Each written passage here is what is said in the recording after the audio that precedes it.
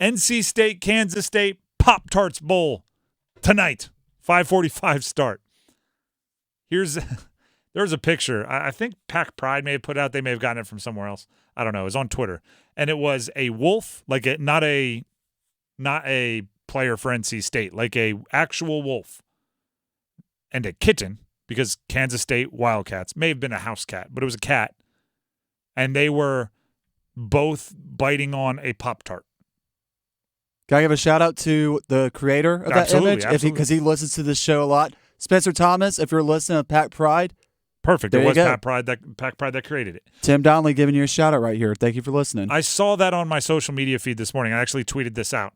And I just thought, if you didn't know what college football was, how ridiculous and unexplainable would this image that I'm seeing right now be? In what world would a wolf and a wolf and like a house cat, be sharing a Pop-Tart in the woods if it wasn't the NC State Wolfpack, the Kansas State Wildcats, playing in the Pop-Tart Bowl in bowl season? It's one of the crazier parts of fandom. It's one of the crazier parts of fandom. Right now going on, Rutgers, Miami. That's the Bad Boy Mowers Pinstripe Bowl. Played in Yankee Stadium, right? It's got to be. It's the Pinstripe Bowl. I don't know. It struck me as funny. So, exactly. Shout out to Spencer. NC State, when you get past that they're playing in the Pop-Tart Bowl and that the trophy actually has 2 slots to put Pop-Tarts in, when you get past that, NC State has no reason to lose this game today. Matter of fact, they have every reason to win this game today. Let's talk about it. Their entire coaching staff is pretty much intact.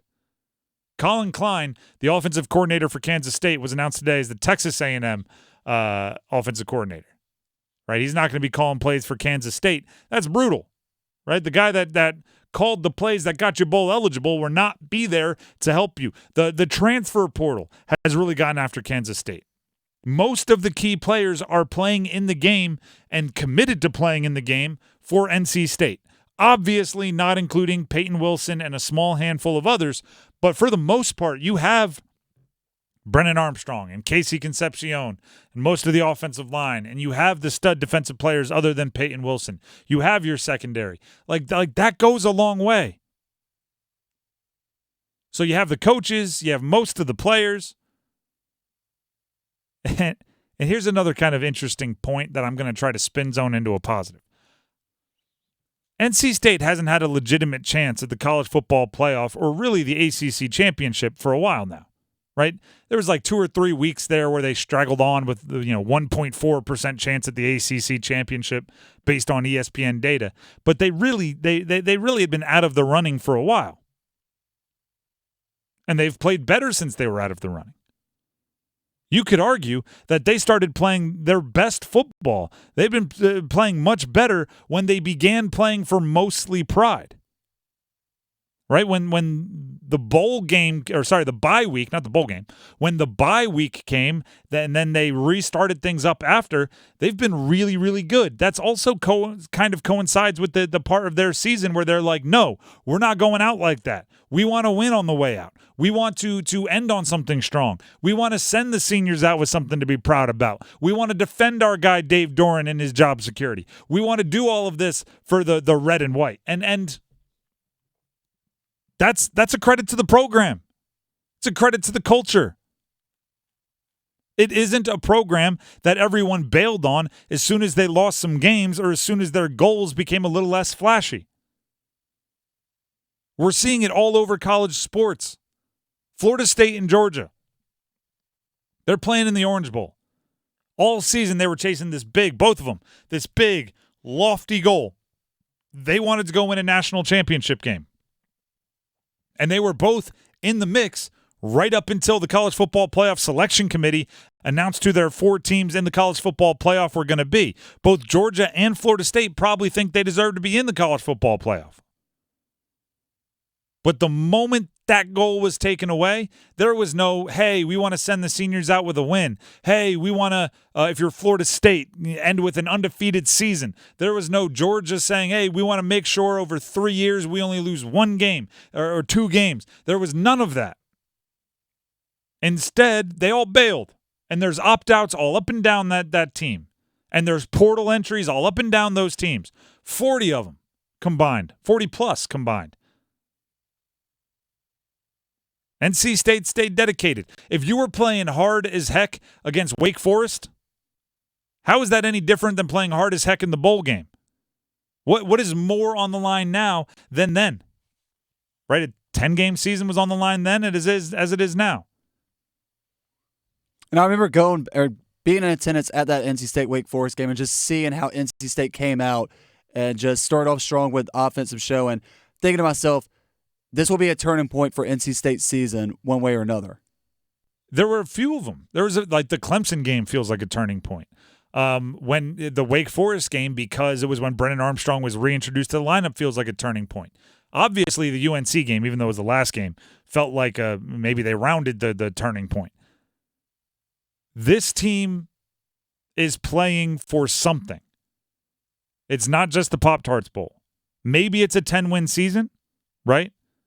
Maybe that's it. Maybe it means so that the coaching staff has them so bought in to a 10-win season being something of worth that they're going to lay it on the line for it. Maybe it is some kind of, hey, we have some seniors we want to send out, right? Maybe it is a loyalty to Dave Doeren. I don't know. But they've been playing for whatever they're going to be playing for weeks on end, and that is something that other teams haven't found a way to do in the bowl season. So you have your coaches, you have most of your players. Granted, I know Peyton Wilson is a big loss, yet you already know you haven't been playing for the big tangible goals, and you're still playing hard. And then I'll throw a little individual motivation on there. NC State is crushing the portal right now.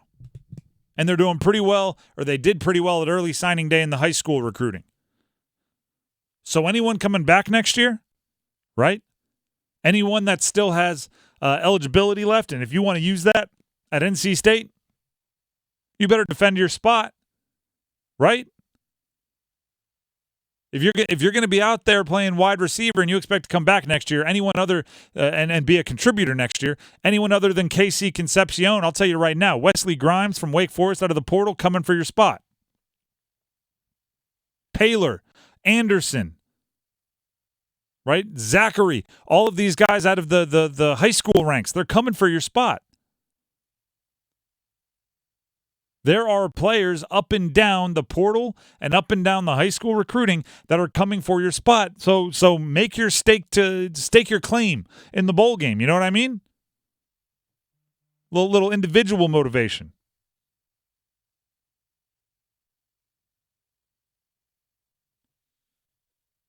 NC State, Kansas State, and the Pop-Tarts Bowl. NC State has no reason to lose this game. None whatsoever.